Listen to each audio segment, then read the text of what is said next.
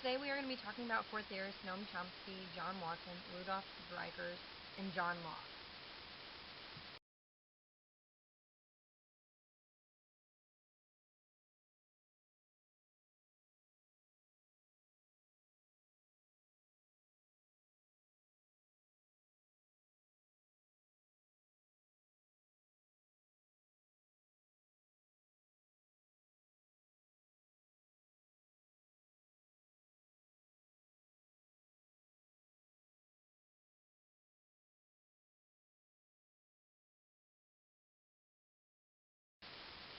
Noam Chomsky is the logical structure of linguistic theory. He argues that language acquisition is an innate structure or function of the human brain.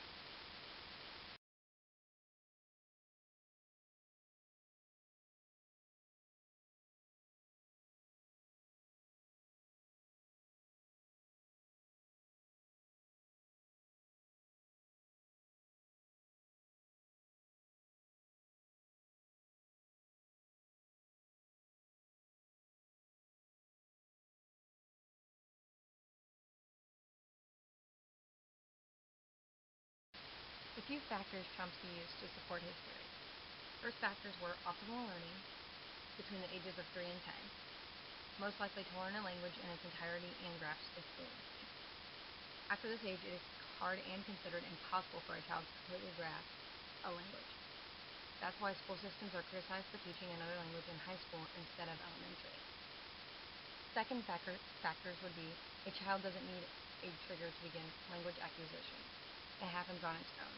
Parents don't need to coax the child to speak. If it's around language production, the child will work to produce that language on his or her own. Several things may help the child develop faster, like producing baby talk, reading to the child on a consistent basis, like every night before they go to bed. These couple things only have a small effect, and if they happen not to be done, the child will eventually learn to speak without them anyways.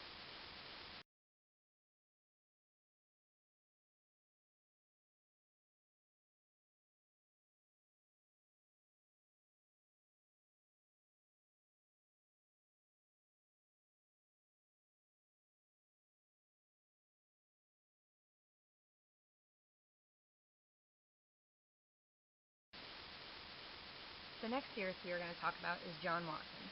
He coined the term behaviorism in 1913. Behaviorism infers that behavior is apparent and can be correlated with other evident events. There are events that precede and follow behavior. Behaviorism's goal is to explain relationships between antecedent conditions, behavior, and consequences. Watson's position fell short of his goal of explaining human learning. His work is now considered as an early beginning of the development of learning science.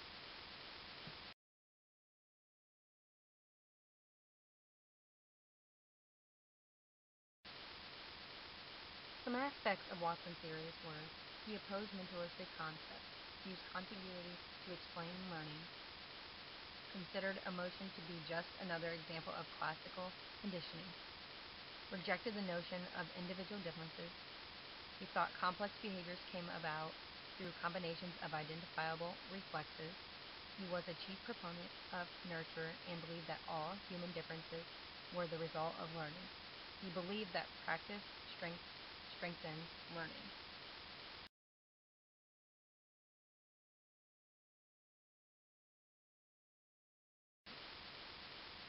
The third theorist we are going to talk about is Rudolf Dreikurs.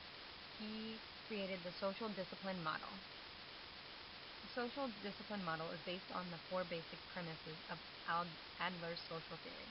The first one is humans are social beings and their basic motivation is to belong. The second one is all behavior has a purpose. Third, humans are decision-making organisms. Fourth, humans only perceive reality, and this perception may be mistaken or biased.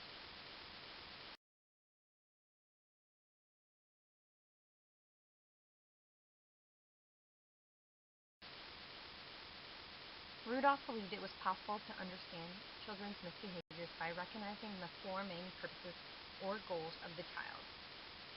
There is four. The first one is attention seeking. The second one is seeking control and power. The third one is seeking revenge. The fourth is displaying an advocacy.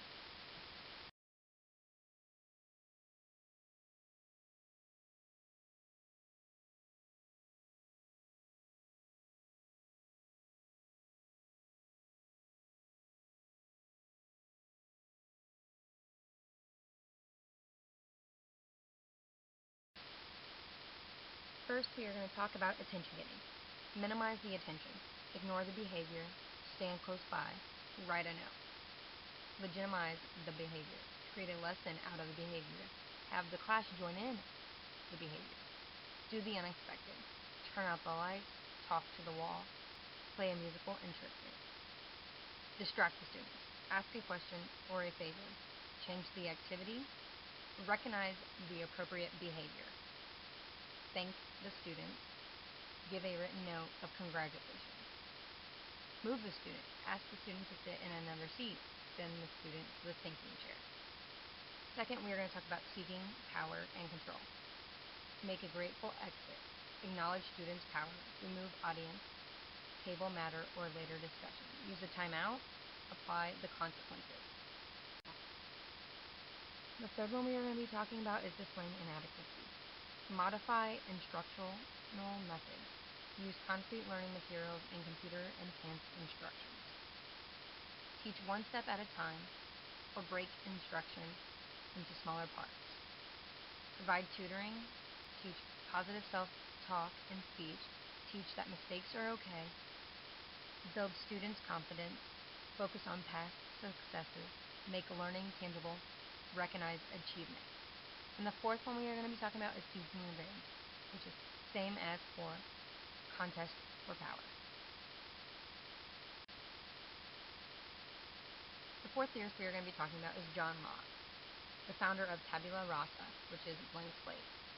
It's a theory that the human mind is at birth a blank slate, without rules for processing data, and that data is added and rules for processing are formed solely by one's sensory experiences. A person's identity is defined entirely by their experiences. The contention that we start life literally from scratch can be said to imply a one-sided emphasis on empiricism over idealism. Believes that the combination of simple ideas derived from experience into complex ideas required the intervention of our mental activity. John Locke also favors the idea of nurture. John Locke also believed in natural laws and rights, that people have the right to life, liberty, and property. People in charge have the obligation to protect the natural rights of the people of government, and if they break the contract, the people have the right to rebel. He also thinks the best government has limited power. Locke's ideas helped form the idea of empiricism, which empiricism is the view that knowledge comes from experience via the senses, and science flourishes through observation and experiment.